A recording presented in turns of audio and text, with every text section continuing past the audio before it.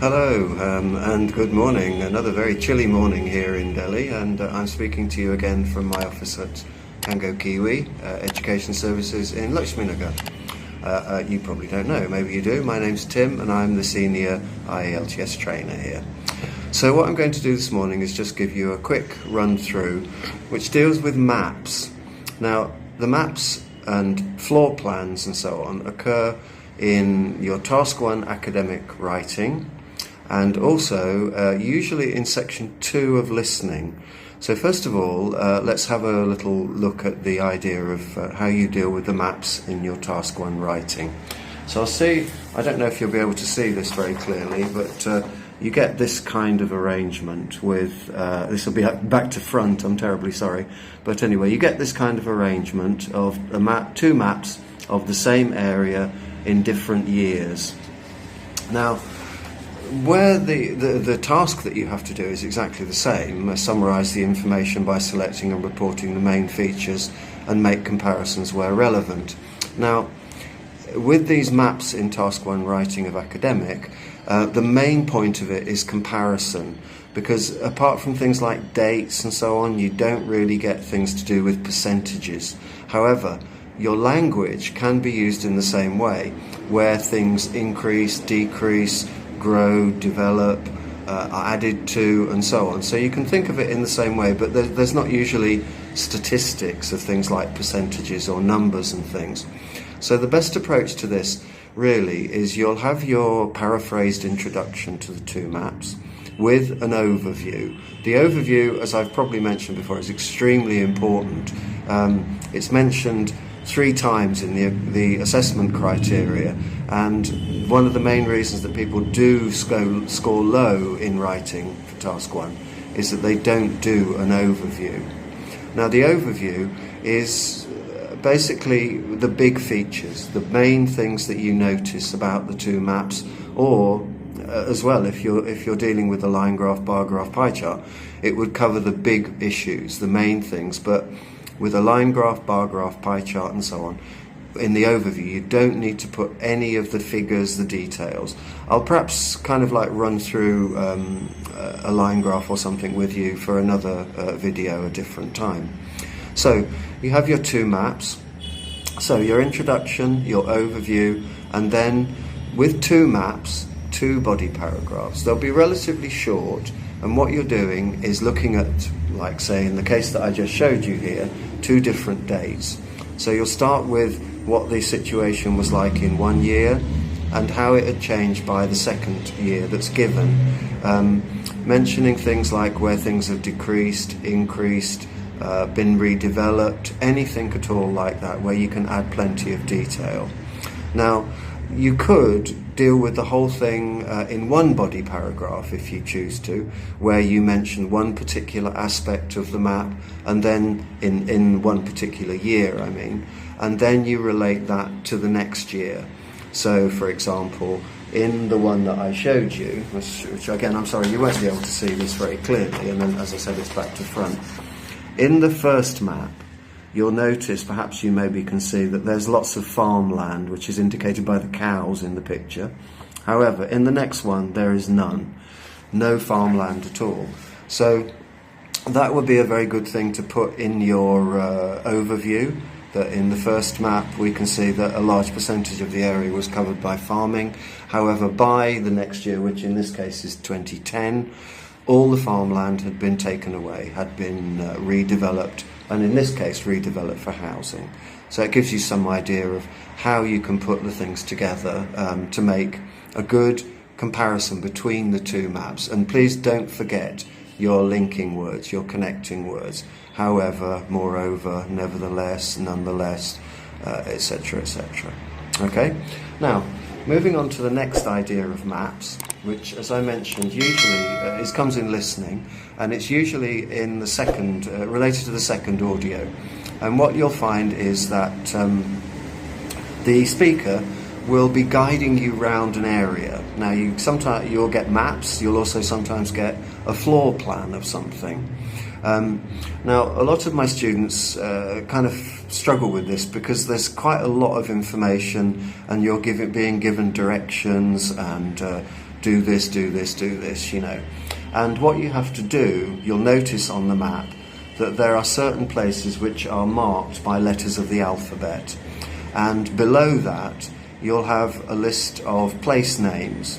I'll show you one, but again, I'm sorry you won't be able to see it terrifically clearly.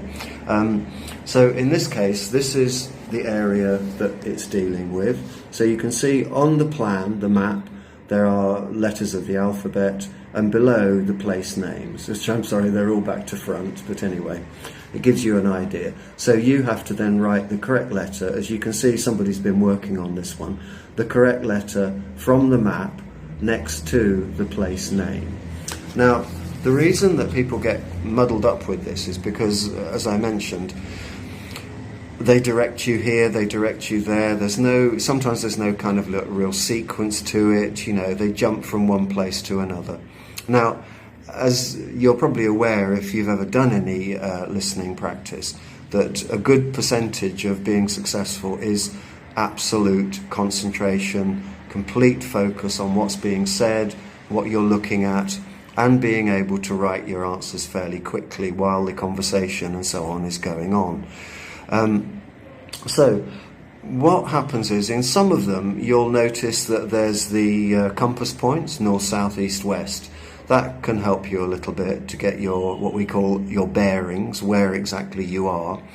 But if there isn't one, think about words like above, below, across, next to, and also the simple things like turn right, turn left, go straight on, turn round, go back in the same direction. All these kind of phrases, which are very, very often used, can help you kind of understand which direction you've got to go in. Now, as you can see, well, you can't see, I'm sorry about this. This is back to front on the video, you know. You'll notice, right, that it's like this. So they generally give you a starting point, like where it says you are here, right? And they describe where you've got to go. Now, one of the problems with this is that they'll get to a certain point. So if we look on here, like right up here where you have this letter, they'll say, and this is something. So you're struggling to think, right, oh, that's that, and now I've got to find out which one did they say it was from the list below and all this business. So what I recommend people do is, say they're talking about this one up here, instead of writing, kind of thinking, oh right, this is this, they just draw a line, go straight down to the place that it is. Because if you spend a lot of time working out which one, or think which name is it and so on, they'll have moved on. They'll be talking about another part, a different part of the map, and you'll have missed the opportunity of getting another right answer. So that's one thing you can do. The other thing, as I mentioned, like on this one, you'll notice there's the compass points. Now, this is going to sound like, you know, really stupid, but sometimes when we're really concentrating, we're focusing really hard on what's being said and so on, that they'll say turn right, turn left, and so on, right? And we have to suddenly think, oh, left, right, left, left, left. But the problem is, if you, I'm sorry about this, but anyway, if you take here, look, around here, you go straight up here, and in this case, they say turn right, so you go along here. But by the time you come round here, down this road, your right hand and left hand are on the opposite sides from where they were here. So what, again, I recommend to people is that as they're going round, they turn the map round like this, so that you always know much more easily which is left, which is right, without having to think about, oh, I've gone round a corner and all this kind of thing. So that's kind of like one of the ideas that can help you with it, really. So finally, just kind of like another little point, as I say, they'll tell you that you're in a particular place. Keep your pencil, or I guess you'll be working with pencil on these. Keep your pencil in the place that they tell you where you are. And if, for example, here they say it's Station Square, right, on that bit there, draw what they're telling you to do. So go straight across Station Square, up the road, directly in front of you you'll see the bank, turn right, follow the road round, the curve, and along Hill Road you'll notice a zigzag path there. You can see that. So pay attention to little things like that, which again can keep you in place, and that's one of the main things, so that you don't get completely lost as they're directing you around. I mean, one of the big problems, one of the other big problems, with the listening test is that they do expect you to be able to understand everything perfectly first time, because as you probably know, you can only listen to these audios once. You can't stop them, go back a little bit and listen to it again just to double check, which in many respects makes it really, really difficult, because in some kind of normal everyday conversation, like say for example you ask somebody the directions to go to a place, excuse me, and they say, okay, oh yeah, that's fine, you just go straight up this road, turn right, when you see the cinema go left, and directly in front of you. And you can say, oh, I'm sorry, did you say turn right or turn left by the cinema? And they'll tell you, but in IELTS listening, you have to get it right first time. So this is where this whole thing, as I mentioned right at the beginning, concentrate, keep well focused on everything that's being said. Don't allow any other thoughts to come into your mind. When you're sitting your test, everything will be perfectly silent. You'll be on earphones, so you won't be distracted. Everybody will be doing the same test, so there won't be kind of like extraneous noise like you perhaps sometimes hear when I'm doing these videos in the office from the main road outside in our metro station, which is very close by. So I hope some of those little tips about how to deal with the two areas of maps, one in academic writing, one usually in section 2 of listening, will give you a few ideas about how you can try to cope with it. Anyway, keep warm, keep happy, keep studying, and also you can follow us on YouTube. Do subscribe to our channel and like us, and I'll take this opportunity to